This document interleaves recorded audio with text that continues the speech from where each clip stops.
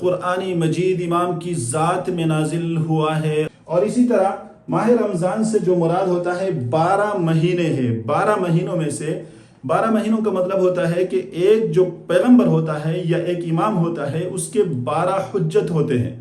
اور ان 12 حجت میں سے ایک جو ہوتا ہے وہ سب سے افضل ہوتا ہے۔ تو یہ 12 مہینوں میں سے ایک مہینہ رمضان جو ہے سب سے افضل ہونے کا یہ مطلب ہے۔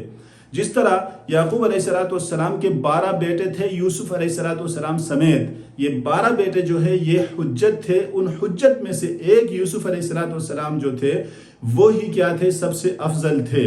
کیونکہ یعقوب علیہ السلام خود امام مستودع تھے، اور ان کی جگہ پر جو ہے یہ 12 حجت میں سے جو افضل ہوتا ہے وہ ان کی جگہ پر آ جاتا ہے۔ تو یہ ماہ رمضان اس کے بارے میں بتا رہا ہے کہ امام جو ہوتا ہے اس کے 12 حجت ہوتے ہیں، ان 12 حجت میں ایک سب سے افضل ہوتا ہے، وہی وصی ہوتا ہے، وہ امام کا قائم مقام ہوتا ہے۔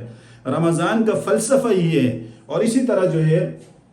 آگے شہر رمضان الذی انزل فیہ القرآن، جب رمضان کا معنی ہی امام کے 12 حجتوں میں سے ایک حجت ہے، اس کو رمضان کہا جاتا ہے، وہ وصی ہے، وہ امام کی جگہ اس کا قائم مقام بن کے امام بن جاتا ہے، تو رمضان ایک شخص کا نام ہے۔ تو شہر رمضان الذی انزل فیہ القرآن کا ترجمہ وہ اپنی کتاب میں کرتے ہیں، پیر ناصر الدین خسرو صاحب کہتے ہیں کہ شہر رمضان، رمضان کا جو مہینہ ہے، یہ شہر کا ترجمہ کرتے ہیں، یہ شہر شہرت سے ہے، یعنی مشہور جو رمضان ہے، یعنی سب سے 12 میں سے جو سب سے افضل جو بندہ ہے۔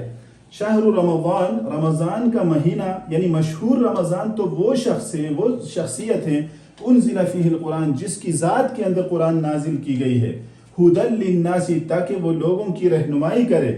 یعنی قرآن تو لوگوں کی رہنمائی تو نہیں کر سکتا، وہ بول نہیں سکتا، یہ اس سے مراد انسان ہے، وہ انسان لوگوں کی رہنمائی کرے۔ وبینات من الہدی، اور ہدایت کی چھپی ہوئی باتوں کو واضح کرے، یعنی باطنی علوم کو لوگوں کے سامنے واضح کرے۔ والفرقان، اور حق اور باطل کے درمیان فرق کرے۔ اس آیت کا یہ مطلب ہے فمن شہد منکم الشہر، لہذا تم میں سے جس نے بھی پایا اس شہر کو، شہر سے چونکہ مراد امام کے 12 حجتوں میں سے ایک وصی جو ہوتا ہے، جو امام کی جگہ پر آتا ہے، شہر سے وہ مراد ہے، لہٰذا تم میں سے کوئی بھی اگر پائے اس شہر کو، اس شخص کو، اس وصی کو، تو فَلْيَصُمْهُ، تو اس کا روزہ رکھے، نہیں اس کا مطلب، بلکہ تم کیا کرو، ان کی شخصیت کو لوگوں سے چھپاؤ۔